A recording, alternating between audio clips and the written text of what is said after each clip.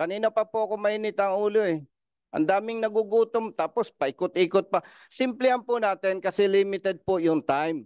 Magpapakulong ako ngayon with the approval of the Honorable Committee. Pag sinabi mong nakaparada lang yan, bilang public servant, bilang tunay na tao, may pag-ibig sa kapwa, ilabas nyo muna po ang sarili mo sa LTFRB. Voluntarily pa po ba yung nangyayari sa mga drivers and operators? Malaya po silang pumili kung sino po ang makakasama nila to voluntarily join together. Naalala ko yung sabi ni Honorable Chairman Akop, lawyer ka. Lawyer ka, pinalulusutan mo lang ako and other committee. Hindi po malaya yon, madam.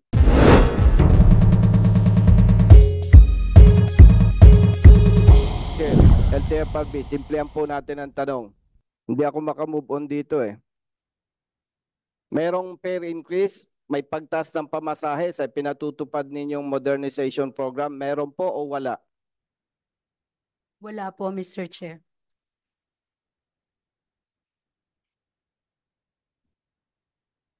Pambira, Mr. Chair, may ebidensya na nga po ako eh. Where is RD Region 6, LTFRB? Mr. Chair. Is the RD of Region 6 present? Please take your seat. Ba gusto niyong magpakulong? Ay, nako. Yes, Mr. Yes, Mr. Chair. Baka first time nating magpakulong ng lawyers. RD, Region 6, LTFRB. My time is running. Umupo ka na dyan o tumayo ka. Don't worry, Your Honor. Hindi ko i-deduct sa oras mo. Thank you, Mr. Chair. Salamat at senior officer ko sa PLPC General ako. Good morning, Mr. Chair. Good morning. Yeah, you're recognized to answer the queries of the Honorable Busita. Thank you, Mr. Chair. Under oath po kayo, LTFRB Region 6. Yes, Mr. Chair. Okay. Simplihan po natin ang sagot. Sayang ang oras. Gusto ko po malinaw sa kababayan natin.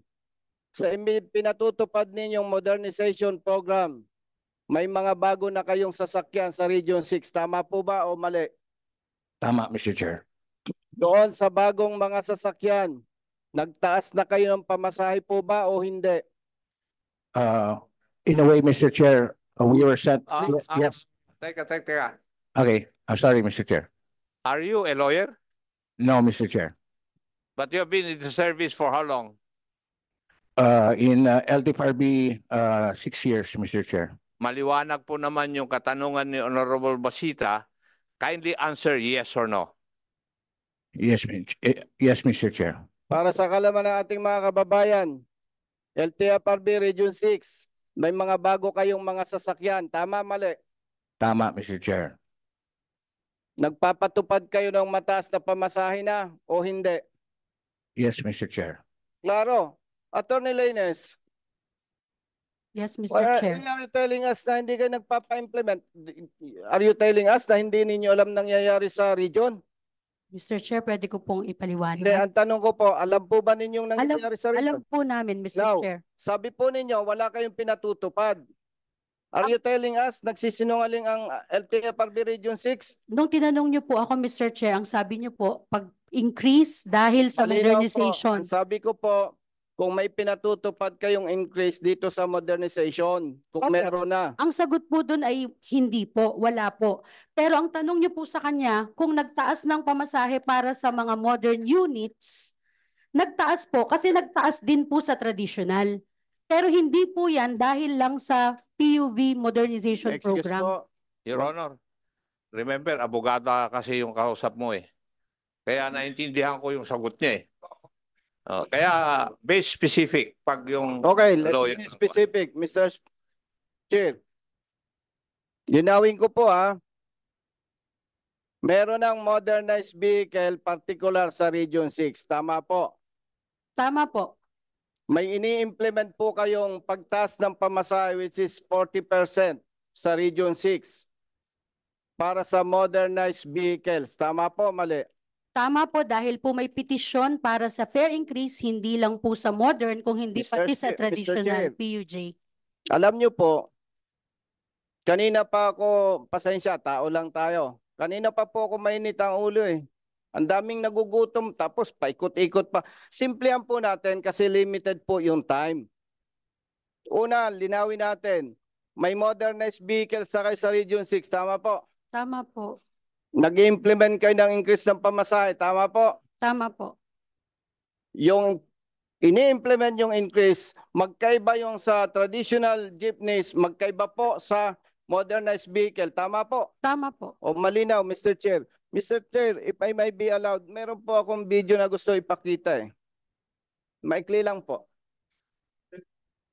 Thank you, Mr. Chair. Comsec, please.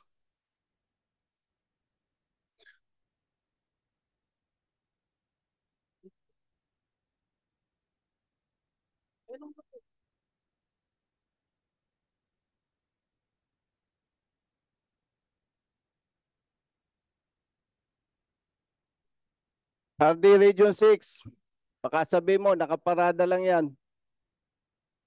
Magpapakulong ako ngayon with the approval of the Honorable Committee. Pag sinabi mong nakaparada lang yan. LTFRB Region 6, please be honest. We are all public servants. Hindi tayo nagtataasan ng boses dito dahil may personalan tayo. Nakakaawa lang yung mga kababayan natin dahil sa iba nating mga kasama.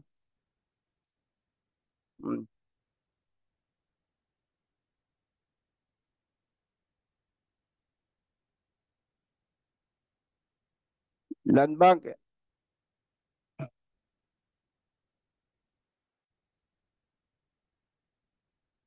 O yan. Honorable members of this committee, tingnan po ninyo kung yan ba'y nakaparada lang o talagang mas mapapakinabangan yung pahinugan ng saging eh.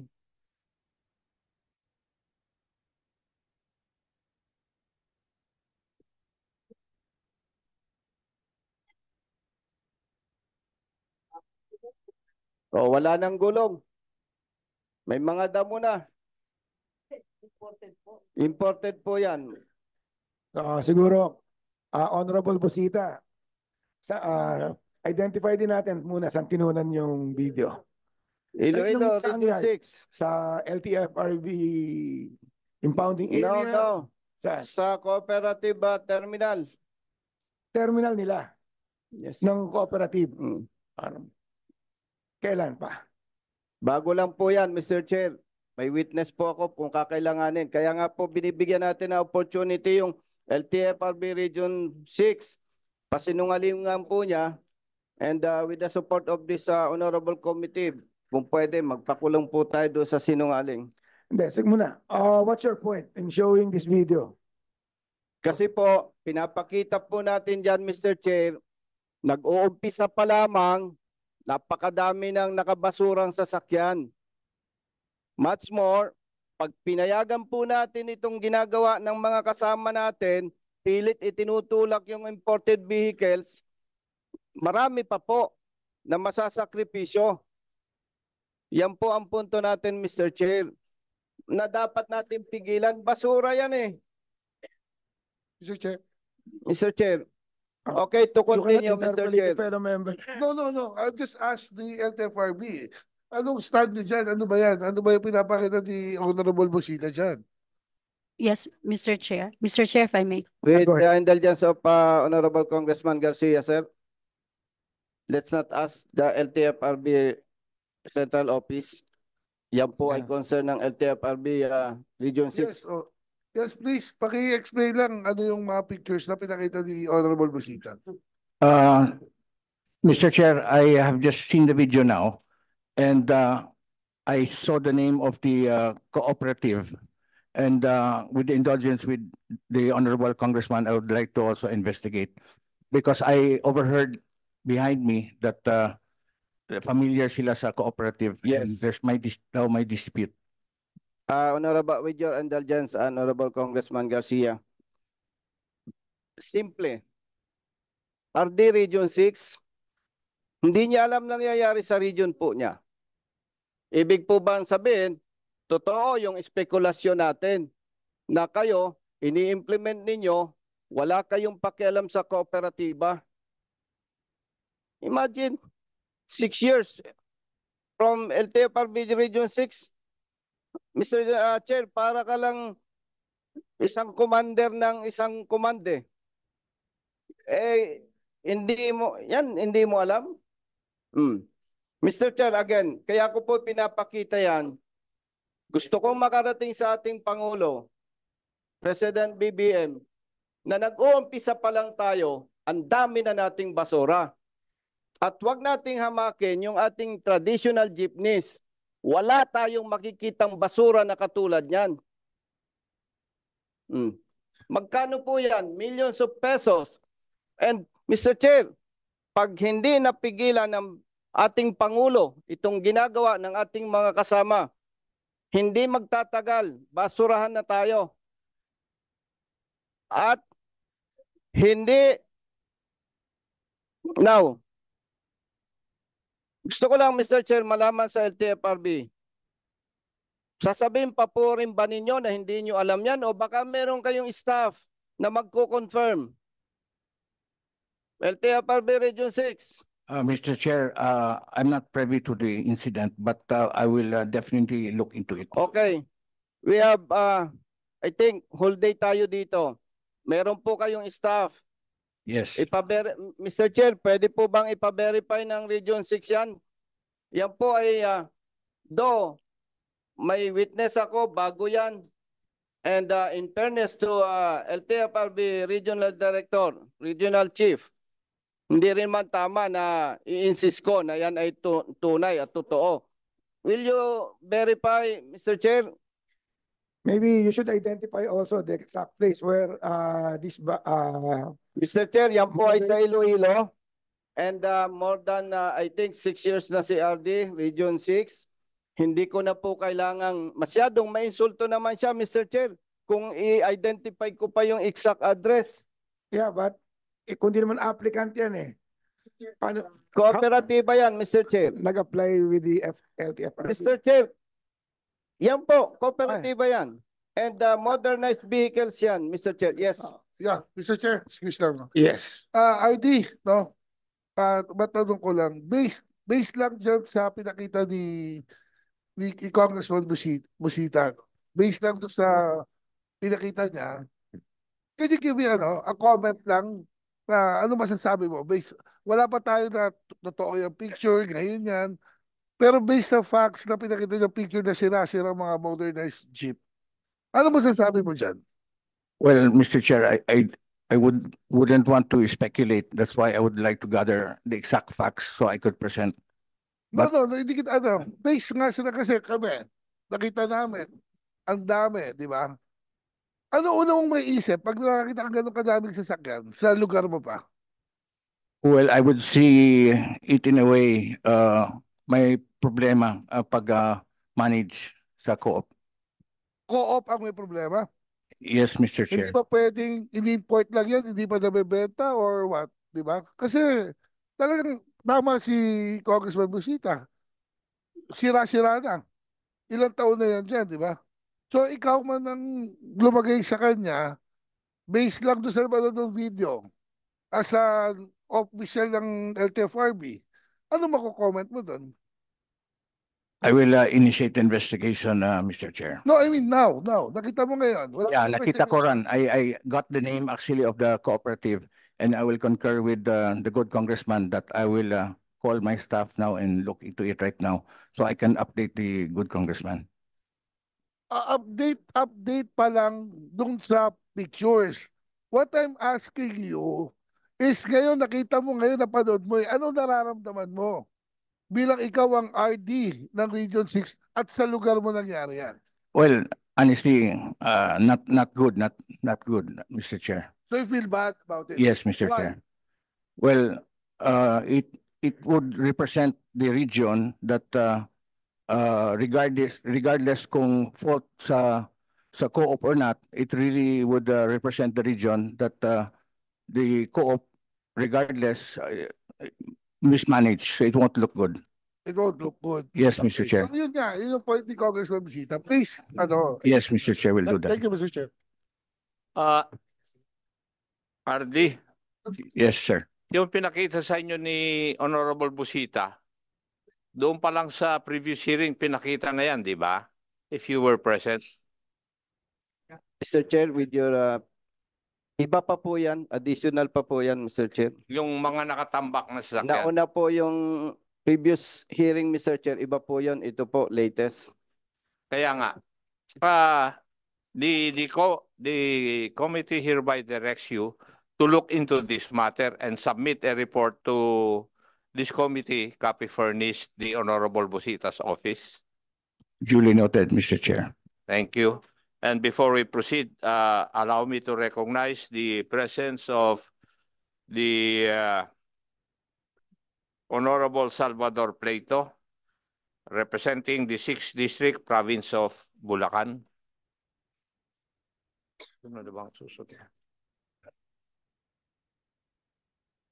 Tapos ka naman. Actually, Mr. Chair, hindi pa po. Please proceed. Thank you, Mr. Chair.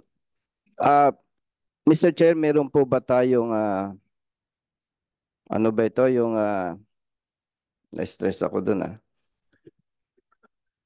CDA ba yun? Cooperative Development Authority, Mr. Chair, meron po ba tayo? Nandito po. CDA. Pwede po ba kayong makinig habang may itatanong po ako sa LTFRB?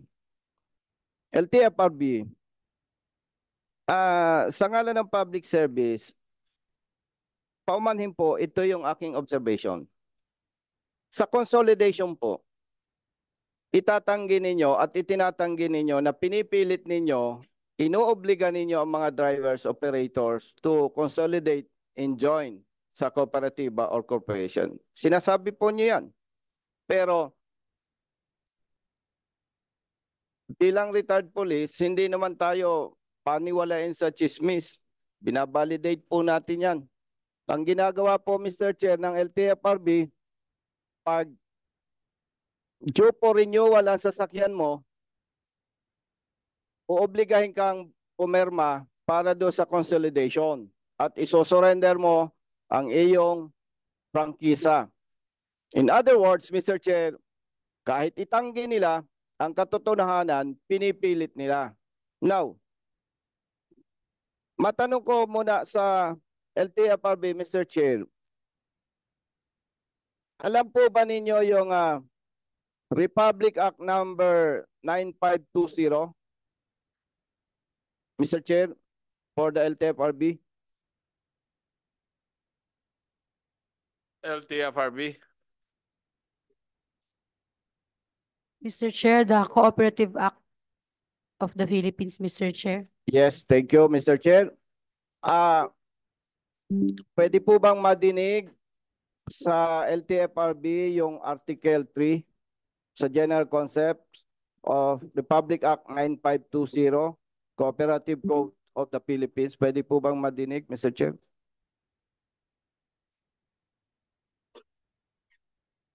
Read Article 3, Mr. Chair. Yes po, Article 3. Article 3, General Concepts. A cooperative is an autonomous and duly registered association of persons with a common bond of interest who have voluntarily joined together to achieve their social, economic, and cultural needs and aspirations by making equitable contributions to the capital required, patronizing their products and services, and accepting a fair share of the risks and benefits of the undertaking in accordance with universally accepted cooperative principles. LTFRB, tama po ba? Ang ganda. Tama po. Tama po. Napangiti si ma'am. Actually, Mr. Chair, kaibigan ko yan eh. Kaya lang, sa ngalan ng public service, ceasefire tayo. Doon po, Mr. Chair, sa binasa po ng LTFRB sa Article 3 of Republic Act 9520, may nabanggit po doon with a common bond of interest. LTFRB. Yes, Mr. Chair. Ang dami pong complaints.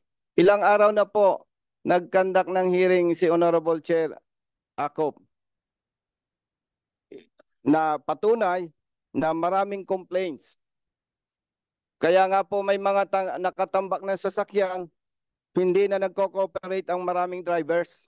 Dahil ang ramdam na po nila, with all due respect, ang ramdam po nila, niloloko na sila.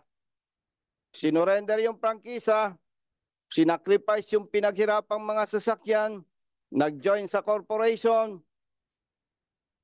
ang laki ng kinolekta ng corporation, kung ano-anong fees, nandyan din yung mga kooperatiba, may nagsabi pa dyan, nakatanggap ng 400,000 per unit, a total of 16 million pesos. Ang dami, Mr. Chair. So, dagdag ko lang, Mr. Chair, may nabanggit po din dito na who have voluntarily joined together. Mr. Chair, pwede bang malaman sa LTFRB, voluntary pa ba yung ginagawa po ng ating mga drivers and operators? But before you answer, Madam, please. Nagagalit po ako, hindi dahil for whatever reason. Nagagalit po ako on behalf of our kababayan na umiiyak na. And by the way, Mr. Chair, hindi ko po ugali ang manakot. Ako po ay nagmamalasakit sa inyo. Pag hindi po natin ito naayos, nalalagay po sa peligro ang buhay ng iba nating mga kasama. I'll be honest with you, marami na po ang nagagalit sa LTFRB. Dahil dito, marami na po ang nagugutom, marami na po ang umiiyak. Hindi po ako nananakot. May malasakit po ako. Kung hindi po natin ito maiayos, nalalagay po sa peligro ang buhay ng iba nating mga kasama. To continue, yung po ba voluntarily pa? That would be your last question, Your Honor. Yes, Mr. Chair. And before LTFRB will answer, I would just like to announce to the members of this committee that there's a directive from our authorities that there will be a caucus of all members at 1400 hours or 2 o'clock this afternoon. So this hearing will end at 2 o'clock or 1400 hours.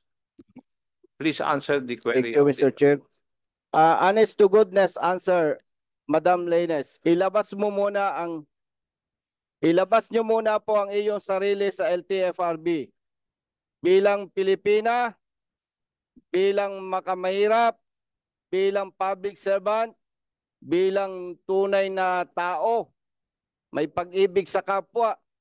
Ilabas nyo muna po ang sarili mo sa LTFRB. Yung po bang nangyayari, voluntarily pa?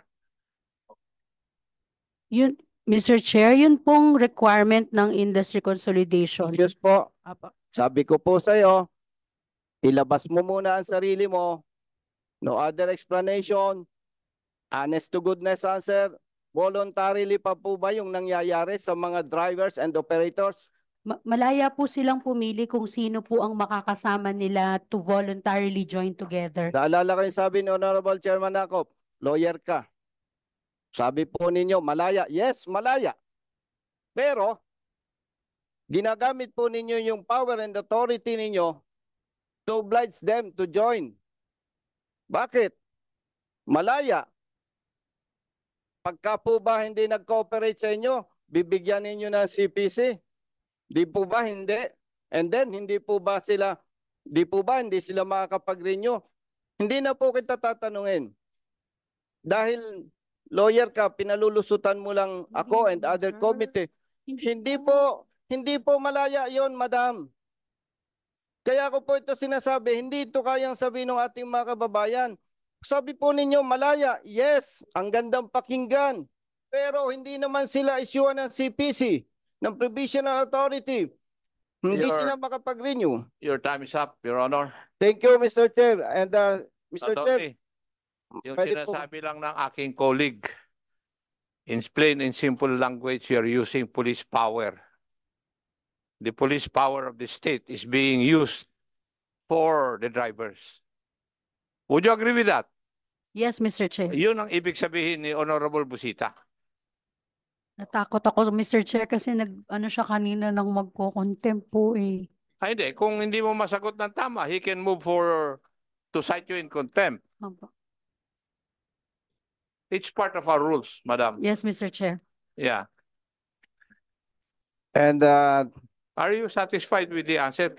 Talaga namang ginagamit nila yung police power of the state eh. At sa salitang Tagalog, sir, pasensya po. Pasensya, Mr. Chair. Walang personalan, public service lang. May pang-aabuso po kasi. Pasensya po, Mr. Chair. Kung mali po ako, pasensya po. May pang-aabuso dito. Mr. Chair, isang question lang kung pwede. Kanino? Sa CDA po. Please proceed. CDA. Tama po ba na sabihin ko, ang ganda pala ng kooperatiba? Nagbasa po ako kagabi, Mr. Chair. Talagang wala kang masabi. Pero there are 3 weaknesses pala sa kooperatiba. Are you familiar, madam? I'm familiar with cooperative, sir, pero yung sinasabi niyo pong weakness, yes, may mga weaknesses din po. Marami, 3 po yan. Familiar po kayo doon sa 3 weaknesses. I think number 1 is governance. Marami naman pong weaknesses, sir. Alam ko Ano po, po yung medyo kumbaga sa klase, naidlip ka. Kulang sa review. Your Honor, second question. Yes. Yes, Mr. Chair. Hindi ko na po pipilitin kung alam po ni Madam yung weaknesses. Alam ko, alam mo, hindi mo lang po ma-recite. And nabanggit ko ito, Mr. Chair. Ang ganda po ng kooperatiba, pero dinadanas po nila yung 3 weaknesses. And maybe for the next hearing, Mr. Chair, pwede po siguro assignment natin sa CDA para po ma-explain natin at makalas po natin, makita natin yung problema. And meron po, Mr. Chair, na merong mandato, may powers and functions ang Cooperative Development Authority. At dati po, Mr. Chair, kahit ako, amenably, nakanganga ako, hindi ko alam kung paano ipagtatanggol itong mga naabuso nating mga kababayan. Samantalang mayroon palang nandyan yung CDA na dapat nagpuprotect sa kanila kung magagawa po nila yung kanilang mandato at sinseridad na serbisyo. Mr. Chair, kulang po tayo sa oras. Maraming salamat po.